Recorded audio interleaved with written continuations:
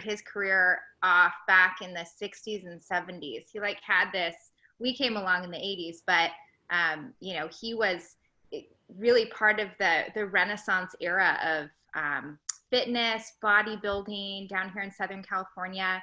He was a Midwest kid from Indiana and had moved. He heard the song, "I'm going to make San Fernando Valley my home." And so he got out a map and drove with his high school sweetheart to San Fernando, just because that was a song, and kicked off his career. As Bill mentioned, we have 7 half siblings. So he had a full life before we came along, if you can imagine having a dozen kids with your second family. But he certainly lived a full life. But you know, we've seen, there's amazing photographs and video of Southern California, like opening Gold's Gym. I think we lost her. Just a second, yeah. And so, Bill, and Lee, I'm just trying to think. 1980, your dad is way ahead of his time. Amazing, totally ahead of his time. He had grown in his career in those early days to become vice president of Jack LaLanne's business. If people on this call know Jack LaLanne, we'd maybe know Jack LaLanne juicer back in the day on those infomercials when we were a kid. But think about juicing, you know, back in the 60s. You know, you're the weirdo, you know, and he had putting people on programs and really believing that, you know, whole foods were the remedy for almost anything, you know, and the idea that what would have prevented it would cure it, and believed in reflexology and iridology and oxygen therapy back in the 70s, you know, so really cool times. And, you know, as Bill said, our childhood was a period in his life when he had,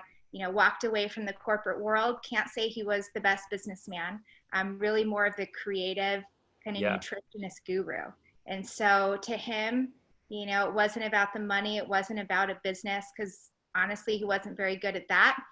He just wanted to help people. And so, you know, the period in his life when we came along, it was, you know, I think he really, wouldn't you say, Bill, kind of fought the status quo. Like he wanted to show us kids how to live a life with, you know, just what you needed that day, you know, and like, I almost feel like he pushed the envelope so much to show us, you know, there'd be $10 in his bank account and a full tank of gas. Where are we headed next? And we were all homeschooled. I just think, like, you know, we kind of got this guy in his midlife crisis, I think.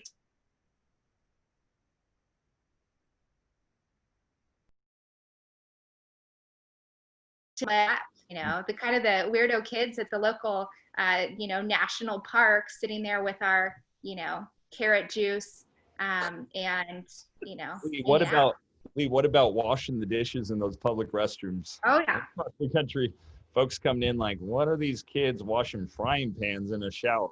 You guys did that. That's a story. So you guys were taking the dishes out of the van and washing them in public restrooms. Oh yeah.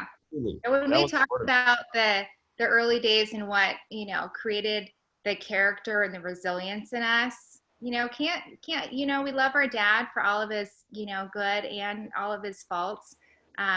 You know, this nomad lifestyle definitely created something, a burning, you know, desire in Bill and I to do something different for ourselves and our family. And now we can look back and appreciate, you know, that insane childhood, you know, waking up in a different place every day with $2 to our name and washing dishes in the public restroom like that. He took it too far. And, but who's to say that was too far? You know, we spent so much time with each other. I slept end to end with my brothers and sisters in bunks in a motorhome for my entire life. And maybe because of it, we've been able to get along enough to build a business. Mm-hmm. So I'm just so curious now. In this photo, there's, I think, 7 kids in this photo, around there. And, you know, so we fast forward a little bit, and then, you know, you have this eccentric dad that's a juicer that was, you know, had a corporate life with Jack LaLanne, which was obviously a pioneer in health and fitness. And at some point, you guys say, hey, like, we're going to follow a similar path, a food path here. Was that a moment that you guys came together, or was that a happy accident? Was this like we have this business plan, we're going to go out and do this? Walk me through some of the early days. Yeah, it definitely, you could say there was we sort of fell into a beautiful situation that at the time we thought was a burden. And that's really what happened. We got together as a family. We looked at our situation. Again, when we started the company and founded it, I was in college. I was playing basketball at the College of the Redwoods up in Northern California, and trying to figure out what I was going to do with my life. My father ended up getting very sick, and I got the call that I needed to drop out of college and figure out how to help support the family. So Bill, is that call from your mom? Your mom says he got to come back. Yes, that was from my mom. And so we got together as a family, all my siblings, Lee and everyone, and we looked over all of our options. And there weren't a lot of options out there. I mean, we could go work at, we were working at Blockbuster in Lee's case, or I was working at Vitamin World. We thought we could really go out there and just try to, have all of our brothers and sisters work on hourly, but gosh, it's only going to generate so much. And we really have an overhead with all of these, because I'm the oldest at 21. So you got to think about how, the youngest one is 3. And so we're looking at all different options, trying to explore what we were going to do. And we settled something that always I believe, and this probably happened with you, and I'm interested in hearing your story about this, but what inspires entrepreneurs, what inspires me is friends try your product, right, that you make up in your KitchenAid. And then what do they tell you? They said, this is so good, you should sell this in stores, right? You should sell this in stores. So you have enough folks around that do that, and you go, you know what? Maybe this is an option we should look at. To give you a financial situation at the time, we literally were behind a couple months in our mortgage payment on our house, a little bed and breakfast up in Northern California.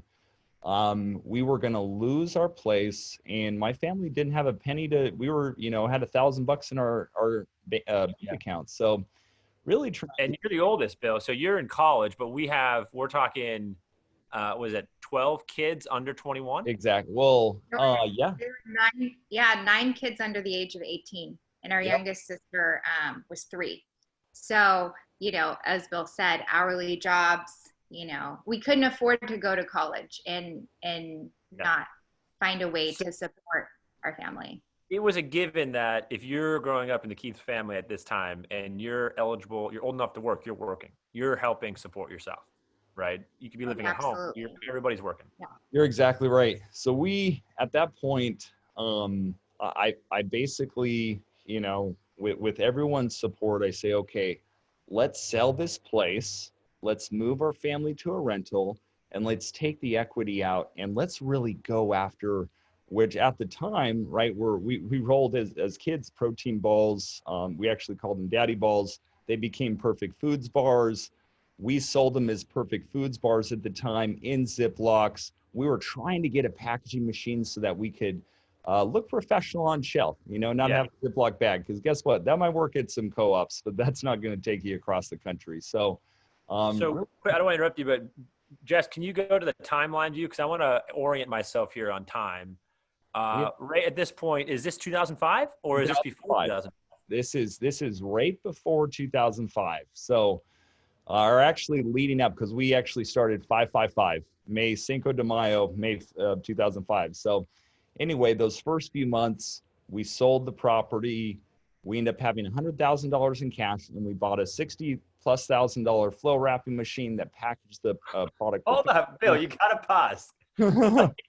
So you're kind of taking on the patriarch of the family at this point a little bit, right? You're convincing the family, your dad's involved, hopefully, in kind of thinking through this.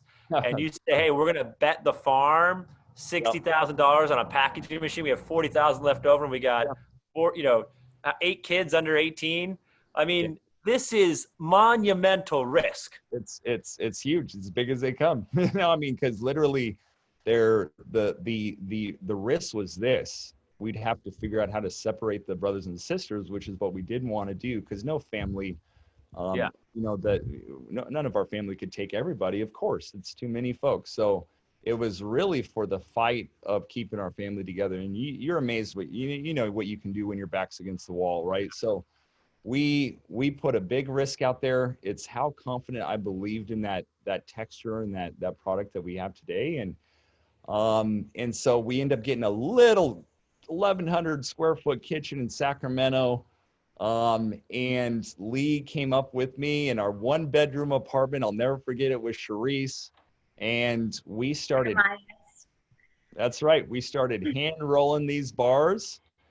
And you say hand rolling, you're taking dough out of a KitchenAid or out of a Hobart, and you're doing this. Well, so we're putting on right with rolling pins. Yep. And we're rolling out this really, I mean, perfect bar dough is tough. You got to be strong, Yeah. And we're going through making a few thousand bars in a nighttime. We literally would work all night, and then I'd sell all day, and we were just going. So you guys are in Sacramento. It's 2005. Yeah. You obviously had friends and family outside of your family, which is half a city, right? But exterior of your family that are saying, "Hey, this is good." And I'm assuming at this point you're selling to co-ops.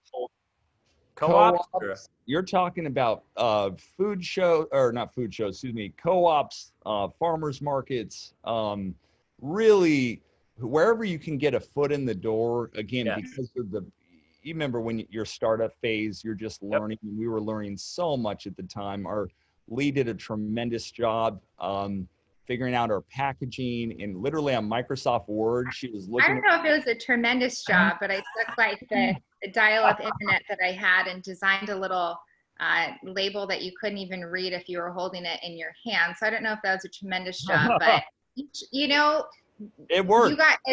As you get to know Bill and my relationship, we're really the yin to each other's yang. How people have asked us over the years, how have you guys survived working with each other as brothers and sisters? And really, for every sibling that has, at one point there was 7 of us working together. Now we have 4 working together.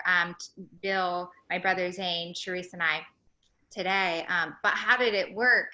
We really needed each other, and everybody played a role. And I think in those early days, would I have ever got off the starting block with what we had available to us, being kind of the type A perfectionist that I am? I never would have, to be honest. I give the total credit of founding the business and pulling the trigger to Bill, because he's a shoot and then point, and I'm a point and never shoot kind of person. And so finding, if you do have a partner, or eventually down the road, looking to build your team, find people that complement your style, and don't just get somebody else who's like you. And in those early days, Bill was like, looks good enough, press print. And it's like, but I'm like, I know it should be so much better. Or I wish it could resemble these brands that I aspire to be like. Okay, someday. And so through over the years, that tug of war of, Bill signing up for very aggressive things to move our business forward. And then I'm over here going, but wait a second, it means we have to make that. Okay, well, and it just pushed me. I'm kind of the operations on the back end, as Bill's kind of the sales and the dreamer. I'm the reason, and Bill's the dreamer. We like to. It's funny you bring that up. It's funny you bring that up, guys, because I actually think that dynamic is critical, the tug and pull to doing a successful business. If not, it goes off the rails. It's either too conservative or it's overly aggressive, and it falls apart. Yep, 100%. To paint that picture and to understand where we were at 2005, our dad had taken that nomad lifestyle, and he was getting a little older, and the family grew to where obviously we didn't fit in a motorhome anymore. Lived a few years in a bus that wasn't working. So he had got the owner of this, call it dilapidated motel, to give him to carry the note. Okay, no money down, carry the note on this motel. And us kids, the boys were the handymen, roofers, painters, electrical, and us girls were the maids, and quite frankly, the painters and the plumbers. We worked this bed and breakfast of what my dad really envisioned someday being a health retreat, that people would come from all over the world to work on their health and wellness. Well, he was seen through a different lens than reality. There was no money in the bank, and this place was falling apart. And we did what we could. Was that a business? No, we lived there. So So we you lived lived there as in a well. motel. And yes, this motel, it was built in the 1880s, I believe. So it's over 100 years old and 1850. falling apart. And so you think about where we got our work ethic and, that fire in our belly. It was in a town of 1,576 people called Willow Creek, California, 2 hours from The LA. population sign when we left, by the way. They had to change Yeah, the population sign, yeah. 32. But And this I is in spent, Stockton, California, right? Outside of Stockton or Sacramento? no, this is farther north. This is like 2 hours northwest of Redding, so an hour south of the Oregon border. So So, 2005, 2006, you guys are up in Northern California at this point. Mhm. yep, and then make the move farther down to Sacramento to start our first kitchen. But I spent all of my teenage years as a maid in that motel with my sisters, and it didn't get a lot of foot traffic, and there we were we would sell our rooms literally for $25. That's the type of motel it was. And so bringing in no money, but from all of the work that we put into that place, it built the value enough to where when we sold it and were able to pay off the previous owners that held the lien. I think that's an important part of this. Yeah. I think we tell our story very quickly. Yeah, to Lee's point, if she comes back on, it's a good point. We negotiate a seller's note with these folks that owned it previously, and we end up being able to the little upgrade that we did to the property created that equity. So again, and people go, "Oh wow, your dad and you had all this." No. Right. We're losing you a little bit, Lee. We lost you for like the note portion, but I think Bill filled in. yes, I found your point, Lee, and exactly. So it was our blood, sweat, and tears that sort of created the equity to start this company. Yeah. And And then so there, you guys sell the motel in Northern California, and then is this when you bought the flow wrapping machine? Yes. yep. And Shortly that's after when that. we bought that flow wrapper machine off of eBay. Nobody knew how to use it. Put it in a warehouse. It was more than 7 years ago, so we can say that certainly wasn't It's totally that fine. was permitted to produce food. But back to that point, Bill just pushed us off the starting block, whether we were ready or not. And it's the best idea that we had at the time, because we think about 2005 as, was that the right time to start a fresh snacking refrigerated protein bar? Absolutely not. That was the same year Chobani was really innovating into the fridge. The same year Kind Bar's founded. So, Kind was bringing a ton of innovation and competition into the dry bar set, with Cliff and Power Bar really still being a brand on the scene. And so here we were with, this amazing tasting recipe, but we sat next to the eggs, Florida's Natural, and Yoplait. Like there really wasn't anything happening in the fridge. And so, So I want to back that because I feel like it's worth talking about, because we look at the category and people that are in the industry today, it's a refrigerated bar set.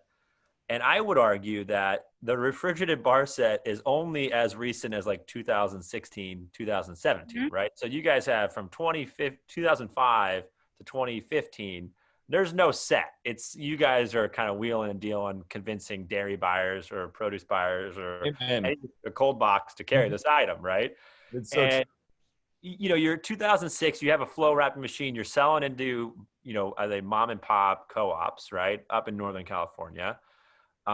It's selling well enough where you guys are clearly convinced that like you're onto something here, right? Yeah. So let me tell you, Matt, we weren't really convinced, Holly, for the first couple of years.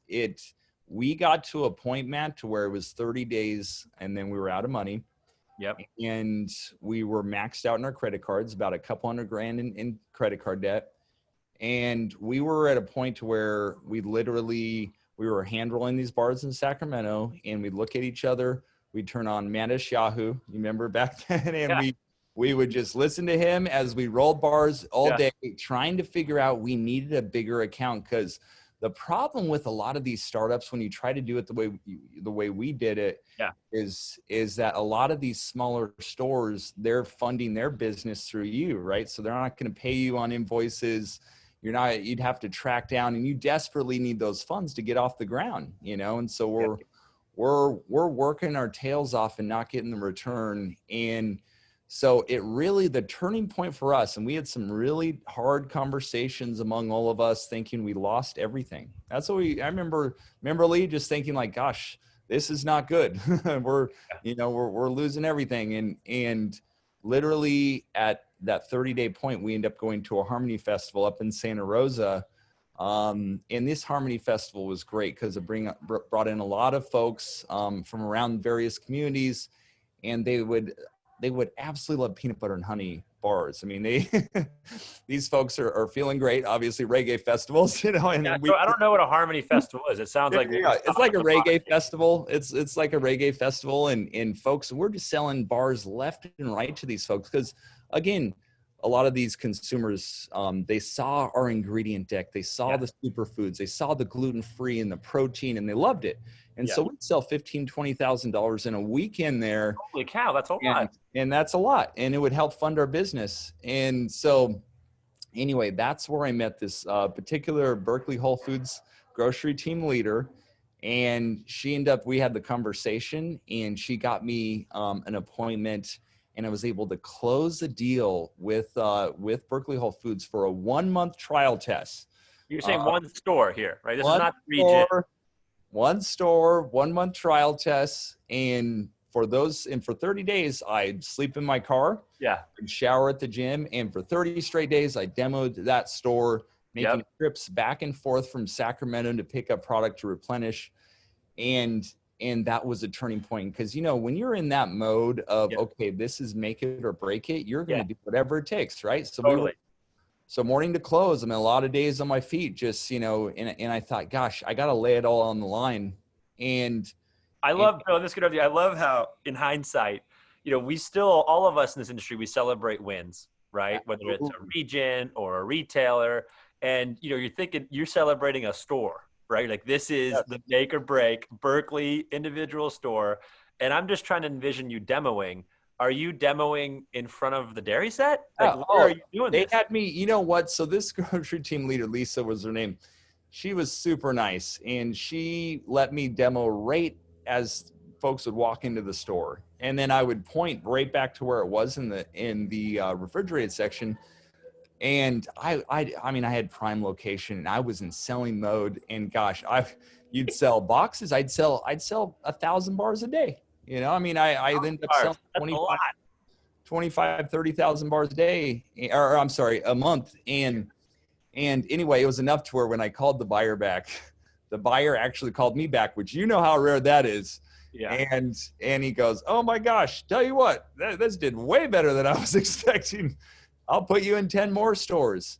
And that was the spark, right? That lit the forest fire. But Bill, don't you have a moment where like, oh shit, I can't be at 10 more stores for all day out of my car. I just don't have that time, right? I hope this actually sells beyond me pushing it. Well, you remember when you're 22, how you literally think you can do everything? Yeah. So that's where I was at the point, right? 22, 23, driving to every store, Lee, obviously making sure the product was Charisse and my brother Amias at the time at making sure the product, and I was just constantly selling, delivering, doing whatever it takes. You're trying to get a small budding brand off the ground. Yeah. And that's when we'd get, more of our siblings, all of us would do demos, right. And, you just, okay, I'll camp out, up next to these Whole Foods, and, I'll do demos for 2 days there. And we just, make the product, bring it with us.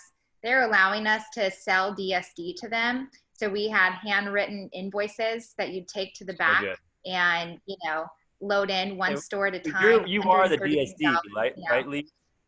What's that? You're not selling to a DSD. You are the distributor. We are our own DSD. Yeah. Which I don't think was probably good at the time. Yeah, we ended up, maybe lack of just knowing what else was out there, but we and not being able to afford from a cash flow standpoint to lose so much margin to a distributor. Bill had opening those original kind of doors ourselves and demoing, taking that idea of us being our own DSD for Northern California. What if we, found somebody that would do that for Arizona, that would do that for Los Angeles. And so built out the whole West Coast for Whole Foods with freezer chests in people's garages, in their cars. This, real mom and pop, and they were the built-in demonstrators. Hold on a second. You're saying you expanded across other regions. Yes. By finding, like, you would make the bars in Sacramento, and you would then drive them across the country to somebody that had a freezer or a fridge, and then you would also then be hand delivering to those stores as well. Correct. You are 100% correct. It's called an early DSD launch phase. That was part of the presentation I put together. Hey, trust me, it's all about how you spin it, right, Matt? So at this point, you got to give me some insight. What's the size? Well, listen to this. 2007? Yeah, so this is right. You're exactly right. It's around 2007, 2008. And at this point, we had these folks that would buy distribution areas, right? And so they'd say, this will be an area that I distribute to. And for this, you need to buy a pallet of bars, because we need to sell product. And so we'd put ads in Craigslist. I would fly to an area, let's say Texas, for example. Okay, so for example, we got into Central Market in Texas, right? And Ann Evanoff, a wonderful lady who, she used to be the buyer for that particular chain. And we'd go out there and I closed the deal. And so what I did in one trip, I'd set up calls in Houston, San Antonio, and Dallas on Craigslist to meet me at a Starbucks. And if you have a freezer chest, and I'd lay out the whole parameters in this Craigslist ad. And then I would fly, because I had very limited time and very limited money, that's for sure. I would fly into a city, and I'd hopefully have 3 candidates lined up. Now, a lot of times it'd be lucky, but one person would usually show up, because you'd have a mass and you get it to one person. And sometimes these folks would be 75, 75, 80. And these folks would be like, you know what, I'd love to distribute your bars out here. And so you'd say, okay, great. And you'd look at them and you go, okay. And is there something you want to do? And so we'd literally have these folks from all different parts of the country delivering product out of freezers into these local stores. And it was chaos trying to organize it all, needless to say. Well, remember the gal that you hired, I think was certainly in her 80s. She used the Magic Jack dial-up internet. And so she could never get her invoices sent over to us because her Magic Jack dial-up would never work.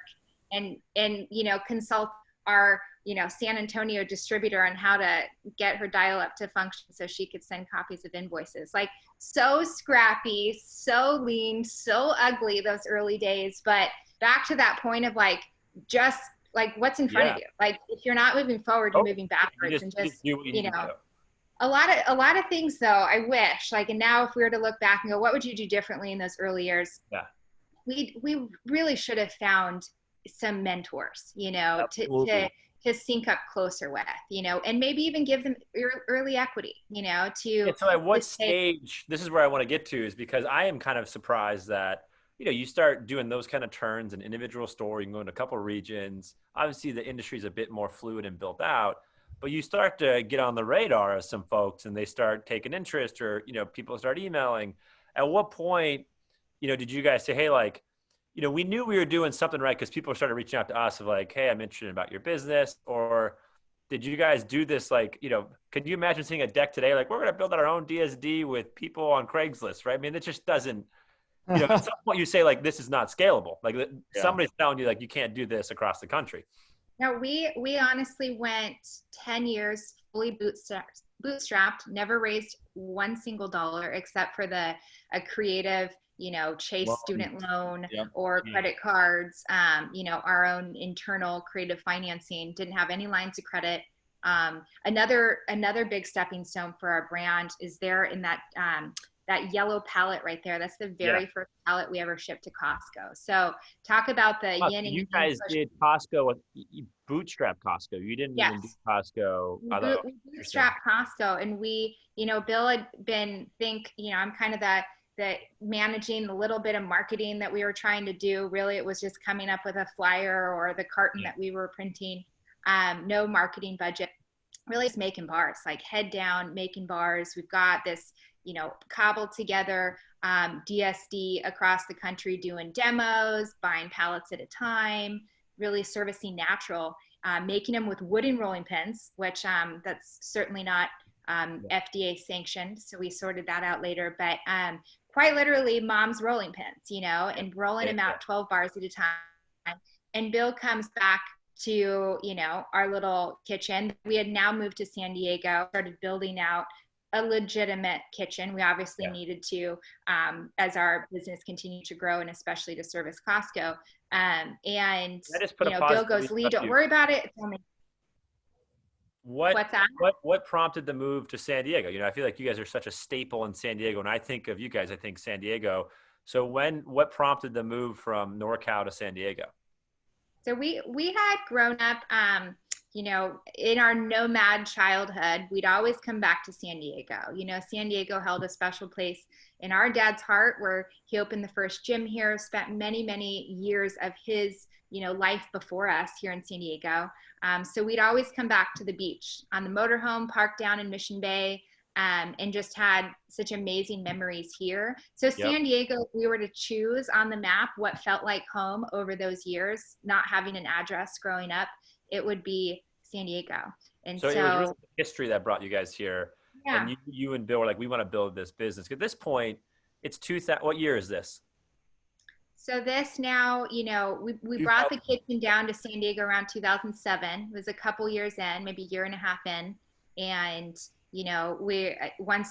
Whole Foods was starting to pop, the DSD network was starting to build, said we need to make a real kitchen. And so signed up for that place in Santee, which is where our lives intersect. Matt, you were still in high school, right? When you knew my friend, and we won't say all the reasons why.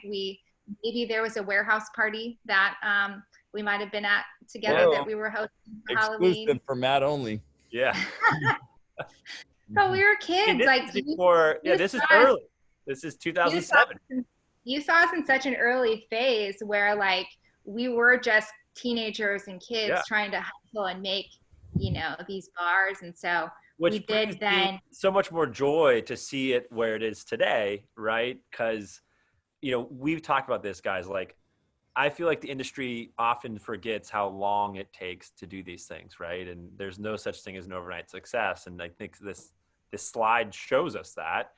But there's so much more interesting lessons for everybody going through this about this 2005 to 2014. Because when people think of perfect snacks or perfect bar today, they probably think of 2015 to 2020, if not 2017 to 2020. That's their impact of it, right? But there's so many people that are out there doing 2005, 2014 that are discouraged, that feel like it's just not going to happen. And there's highs and lows. And let's just walk through kind of timing of revenue here. So you're 2007 in San Diego. You have a Costco in 2010. Where are we in business in 2012? Are we talking 200,000, 300, half a million? 12,000 without having, I think that's about $1 million maybe, Lee, or, about, because I'd say maybe. In those early years, it went from drag it out for several years to get to $500,000 in revenue. And then it went from $500,000 to $1.5 million to 3 to 7 to 14. That's where those years went. Yeah. And that's leading up to 14. You got to be pretty proud, right? It's bootstrapped. It's doing $2 million in sales. This is just you guys, no venture, none of this. So yeah. And Lee, right around that time, I'll tell them about so we had several opportunities to expand, right? And we're talking about these big jumps. I started to notice these East Coast retailers interested in the product, and gosh, it's so no brokers, we had no brokers until 13, 14. I mean, just to give you an idea, except for our Costco broker. But you had all the Keith family, which is a workforce. Yeah, which is exactly. And so everyone doing demos, everyone doing whatever it took. And we got together as a family, and that's why we succeeded. So anyway, a fun story. We had 6 weeks where I got in a van. It was a windowless van. I put the old Perfect Foods bar sticker right on the side of it. We had a freezer chest hooked to an inverter through a battery. And we used to always leave it on, and we would die in the middle of these rest stops in the middle of nowhere. But we went from San Diego to Miami up to Washington, D.C. and did the triangle, right? Went through Colorado and all that. Took 6 weeks on the road and got in there and slept on the top of the freezer chest. And my buddy slept right on the floor. And we just got every single day. We pitched accounts. And my buddy would do demos and we were a traveling sales team. And after 6 weeks, we ended up hitting a couple hundred stores, several thousands worth of retailers, because of these corporate accounts. And you're going after corporate accounts now. You're not going after individual. Yeah, well, I'm both. I'm going after the local store, and then also going after these regional whole food chains and stuff like that. And the way I did it, by the way, because you know how impossible it is to get everything lined up for buyer meetings. Yeah. So I would use the old apologetic method, right? Where you call ahead of time the buyer, and the next day you walk through the door and you have a secretary there, and you're never going to get the buyer. So you left a message saying you're in town doing a nationwide tour, dropping out, making up, not making up, but telling them this big tour that we're doing. And anyway, I would get dropped off there.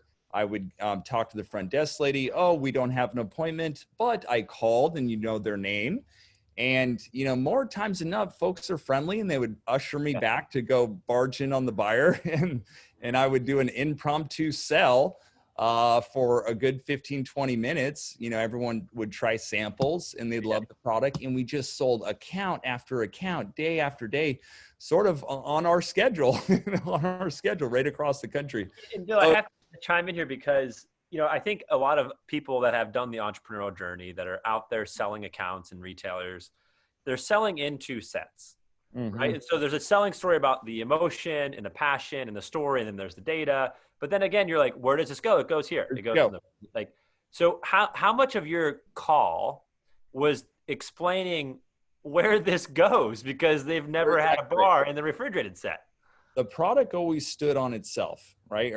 So when folks tried the product, they loved it. And that wasn't you're exactly right. Where do you put it? That was the big question mark. So what we did early on, which was a good thing for us, we really anchored next to the kombucha, and as kombucha grew in popularity, we would be right there. And that's why many sets you see us in either produce next to kombucha or dairy. Now we've been able to work and actually created our own fresh snacking set. But to your point, in the early days, they'd put us next to guacamole. They'd leave us out. By the way, most folks would just put us next to the bars. And we'd go into retailers after going across the country and say, Bill, in Tulsa, they're putting them on the shelf. What are you going to do about it? You don't have anyone there. Don't worry, I'm going to put an ad on Craigslist and I'll get a salesperson there in no time. That's what happened, Need somebody to find refrigerated bar in store, move it to refrigerator. Exactly. And, it's that grindy, do whatever it takes. Wow. That's absolutely true. And so, okay, let's fast forward a little bit. You guys have bootstrapped. It looks like, is 2014 to 2015 the year of taking money, or when does the growth really start to accelerate? Yeah, it was 2015, and we'd come off of that, 500,000 to $1.5 million to $3 million to $7 million to $15 million. And imagine, what that AR and AP was looking like. It's like the pendulum was swinging higher and higher in each direction, managing cash flow.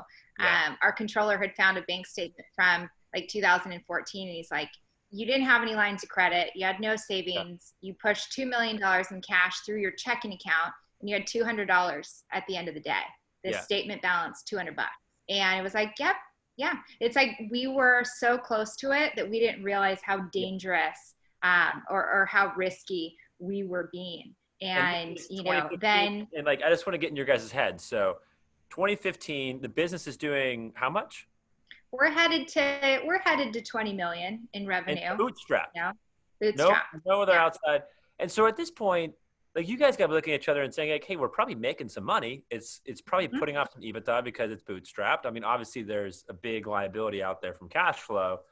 And you guys have got to be feeling pretty good. Like you've made it. Like, you know, you've succeeded beyond the van, and against all odds, you know, 8 years in, you guys have made it. So Matt, we had a few made it points right throughout. And that's why, honestly, Lee, don't we put the pictures actually describe it well? Let's just go through them. And I know they're super small, but in 2008, 2009, we got our kitchens in Serena Valley, right? And that was an NSF certified for Costco, really proud moment, all the brothers and sisters together. In that 2010, we're in front of our first Costco pallet. And boy, Costco's been a great partner for us, and they've really grown into what it is today. And then right in 2015, that's such a, and these are all made sort of, okay, we've arrived. And Lee and I, Lee, and maybe it's changed for you. Yeah, there's been some unbelievable moments, but it feels like, man, I can always do better. That's the entrepreneurial fallacy, right? You can always do better, always do better, always do more. But there were some great wins along the way. And the rebranding of the package was absolutely vital to us in getting that investment. One of the best moves we made, by the way, we had a pitch from a company, and at the time it was might as well been $100 million to us, you know, in order to get a design agency, package design. Yeah, exactly. It was like $120,000. Yeah. I love them. LRXD out of Colorado. Great. I will always give them a shout out because they put up with us being huge pains in their asses. This is the first time we ever worked with a agency, and we took every dollar we had scraped together to pay cash for that rebrand. And you know, there's that, you know, old adage, don't fix it if it isn't broken. That's what my dad would say, right? Here we are building this business, and we're like, are we going to go and change the name from Perfect Foods Bar to Perfect Bar? Are we going to totally mix up the packaging? Are we going to lose, you know, current customers? So Are we that's what happened at that stage. It was Perfect Foods Bar to Perfect Bar. Yes. And, you know, we created a website for the first time, and, you know, a website? This is a website for the first time. Yeah. And a website. In 2014, we you know, actually bought the trademark Perfect Bar, and at that same time, Perfect Snacks. That wasn't even available. We didn't even own our trademark, Nat. So we were just, anyway, we were crazy. You're doing like 12 million in sales. You're feeling like you got this thing on, you've got a control, right? Totally. And so you do this rebrand or package refresh, this positioning. At what point, like how much of the business is Costco, and is Costco really the golden goose that's producing cash flow to do this packaging stuff? Because I think that's good for entrepreneurs of channel strategy. So what's the channel? Absolutely. Absolutely. And, you know, I just want to be real clear. Sometimes it's not smart to get into Costco as early as we did. And so I don't want to, you know, give recommendations of folk listening saying, hey, get into Costco and that's your key. For us early on, it made sense because, again, we could demo and roadshow the product. Yeah. And that's how we walked before we ran. We always made sure that before we signed up to anything, we could actively get people in the store to sell the product. Because what's the worst thing that could happen? And not the worst thing, but there's obviously a lot worse things that can happen. But what's a really tough issue for a lot of small companies to get over is that if you launch in a retailer and you're unsuccessful, boy, that's a dark flag on your operation, right? So we didn't want any unsuccessful launches, and we really that's why we were so particular about which companies we signed up and all that. In those beginning stages, that rebrand literally boosted our on-chef sales month over month by 30%. And so just that part, you know, just from my experience too, these things don't always go the way you want them to go, right? Yeah. Like I think it's more often than not, it's a hit or miss. It's either going to increase by 30% or decrease by 30%. Very often is it just a zero, right? It's a risk in doing these rebrands.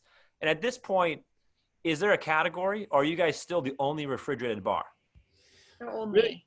Yeah, really the only one at that point. I think right around this time, we're getting some small competitors rising up.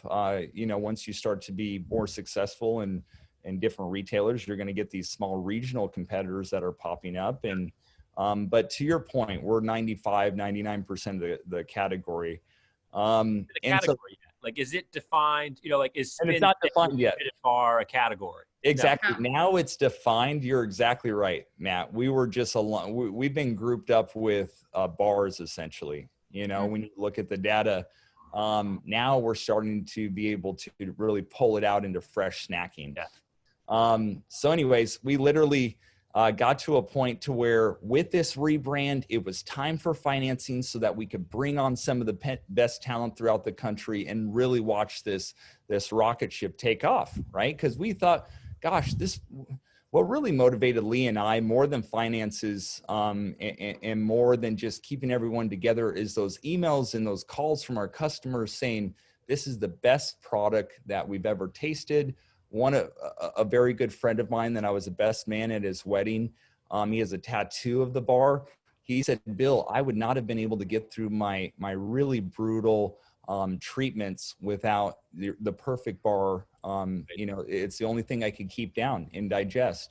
And a lot of folks, have similar stories. And so those are the kind of things that just get you juiced in the morning, and then you get a culture, and gosh, the culture is so important, right? I mean, that the folks are what matters. And we had all of our group huddling together and saying, hey, let's bring on some of this talent and let's really push it. But it wasn't there. And yeah, we have to give that credit to VMG. They came and found us, Wayne Wu, for whoever's, Wayne. I was going to bring up Wayne. You have to bring up Wayne. You have to bring up Wayne. He knew us when we were 2-3 million. That's when I first spoke to him. So I'm so curious on this stage, right? Because this is critical. You guys have a family business, bootstrapped. Private equity brings a whole level of infrastructure, reporting, structure, and SOPs, and professionalizing a business. And are you guys like flattered that a private equity or a venture firm is interested, or are you guys shopping it? Where's your head at this point? I'm telling Bill, we're good. Like, let's double down again. Like, the equity is the most valuable thing that we have, and I'm managing cash flow. Don't worry, we've got it. And we thank goodness, Wayne courting Bill. Bill's like, I just want you to meet Wayne. And I'm like, get this Wayne out of here. We're fine. And, but now in hindsight, seeing if we didn't in that pivotal year, build the team quickly, externalize our manufacturing, think our head of operations that we brought over, former Food to Taste Good General Mills, Steve Caldrum, he stepped in and we were still making our product done in San Diego. And he in 2015, 2016 quickly figured out how was no guarantee when VMG signed up with us as a shareholder that we could externalize the manufacturing. So we quickly did that. Talk about another moment. And I know Jessica's going to be pinging us that we're short on time, Matt, but talk about a moment seeing our family recipe, go from those wooden rolling pins on mom's dining table to being cold slabbed with a bazillion customizations to make it work without changing our recipe. And there we saw it. And I remember crying my eyes out, hugging my sister Sharice as we stood at our first facility co-manufacturer that we partnered with. And there it was. This was going to be something. And, quickly, bringing in our CFO and this executive team to build out the infrastructure to carry the manpower, to carry the processes. And it grew our business within 48 months, over 100 million worth of revenue in those 48 months of growth. So do you guys think, like, when you're in 2016 and you guys are strategizing with Wayne around how big this business can be, was the bar tasted good. Everybody knows that, right? The category at this point, from your guys' lens, like, for sure this is a category, but I would say from like a category management, a little dubious, right? Oh yeah. And then was it an ACV play? Was it like, look at how much we're doing, $15 million, and we're really not in any of the big accounts, right? Was that the idea, or was it, hey, we're going to do a product innovation roadmap and we're going to launch a bunch of stuff? Like, where was your guys' head at in 2015, 2016, taking the VMG money? It was distribution and ACV, but we needed to build out a marketing team and plan because we couldn't have demonstrators in Kroger and, Albertsons Safeway. So that 2014 to 15 Target was knocking on our door. Walmart was knocking on our door. And so we were saying, okay, if we're going to get into really mainstream and mass, we need to do this in a lot more educated way. We can keep our arms around our cobbled together natural business, Costco's humming along, but we can't market the same way. And the shoppers aren't shopping the perimeter in conventional like they are in natural. And so if we fall on our face, there's no going back from that. And so we need to do it right. And so building out the team, the marketing team, our digital, that's when really we started into influencer, all of our influencer work, our digital marketing. We had to become best in class to be able to market to consumers and drive trial in a new way. I'm so curious what your guys' opinion is. And I know we're running light on time, but when, a lot of folks say it's better to play in a category. We've talked about categories so many times now, and it's clear that there's a category now. You guys have clearly built the category. I mean, nobody can deny that based off of this story and your guys' success. Have you found that the more refrigerated bars, and I feel like every year we're seeing 2, 3, it's just coming out. Is that logic fulfilling, like, hey, a rising tide rises all boats, and you guys have really accelerated based off more entry? That's the classic thinking of categories. Like, the bigger the category, the more people do it, the bigger it gets. Has that held true to you guys? Or do you think that, as a share, how much do you guys represent? Like, what's your thought on, is the category being a category now better for you, all these entry, or it's an interesting development for you guys? I think it's really challenging to truly bring innovation to the refrigerator, right? Like, a lot of bars can be shelf stable, and so I think that we've seen a lot of Me Too brands, similar to a Perfect Bar, come in, and that's a huge compliment, but it just, it's hard to go against, the history that we have and the trust that we have with our consumers. And frankly, it's quite difficult to make a really good Perfect Bar. And so I think as we see, functional plays and different type of things come into the set, it'll continue to build out. I'd love to see 200 bar SKUs in the refrigerator someday. But where we're seeing it in the near term, or at least the next 3 to 5 years, is pivoting from really just refrigerated bars. And Whole Foods was the first to create a category buyer for refrigerated bars. Well, now they're pivoting that, you'll see this in Target, Walmart, everywhere. It's really this fresh convenience or fresh snacking. If you can bring portability, some form of, or some, elevated functional element or protein to a portable snack, you get kids, savory, sweet, really this on-the-go proposition. And that's where I think we'll be able, that's for establishing a set sooner, a really shoppable set. So we, as in partnering with Mondelez, they bring what another milestone moment for our brand, the largest snacking company globally, the caretaker of brands like Oreo and Nabisco. And they look to us and say, we don't own any other refrigerated brand, but based on the data, we see that fresh, refrigerated, better for you snacks are growing. They're carrying the weight of the entire snacking category. That's where consumers are going. So that's where we'll go. But we really need each other. So, Bill and I were able to partner with them and maintain our ownership in the business and bring them on as a shareholder and continue to grow this category. And what does Mondelez bring to the table? Data, consumer insights. Can we innovate with the customer in mind to continue being truly a category captain and punching above our weight class with the insights and data that we can bring to retailers like Target and Whole Foods to say, where is it going to be 3 to 5 years from now? And what does the consumer want when they walk up to this set? So it feels like after this 15 years, it's like, we've got a brand looking good. We've got our team built out. We've got Mondelez behind us. And in calling on our retailers now, we're like, the future is really bright, and it's going. You'll see our brand there in 2018 go from Perfect Bar to Perfect Snacks, and we had that insight to say, really with BMG's help as well, guiding us. We're going to really hit mass capacity on innovation for a bar. Let's offer other food formats to really build out this protein on the go set for consumers.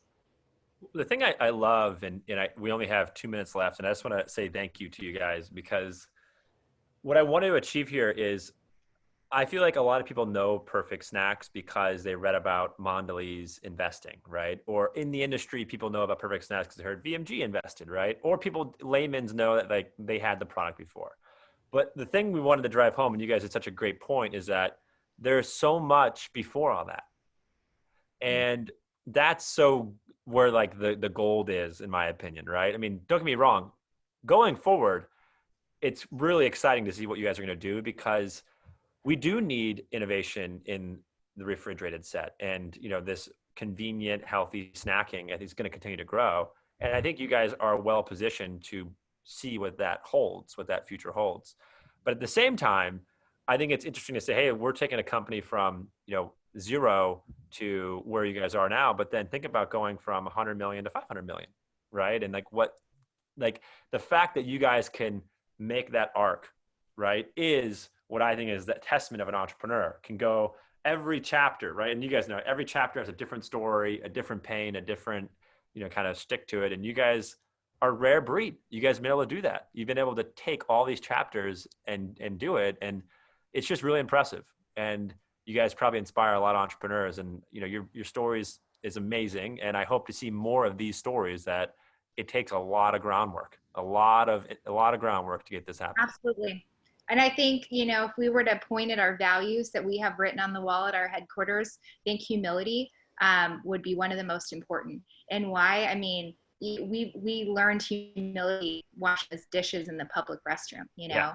like we learned to hold our head high as we were brushing our teeth at the Home Depot employee bathroom, in the parking lot, sleeping there. Like that tough childhood, if we took that, and spun it in a way that said, this is going to fuel us to be confident, hold our head high. And, but the humility piece allowed us to build a team around us without any egos, a culture that, like, the team from those blue bars there, that inflection point, it was a team of individuals that joined our business to take it to what it is today. And every person needs to, like, we couldn't sit across the table from the best minds if we weren't humble enough to say, I don't know what we're doing. What should we do right now? How do we sell into Kroger? What's next? What are we doing wrong? And all the way to Mondelez now, when they said, we don't invest unless you guys stay. And we had said to the head of North America, we're just a couple of homeschooled kids that were raised on a bus. I don't know if you want us running your business. And they said, that's exactly why we need you to continue running this business, is because of that.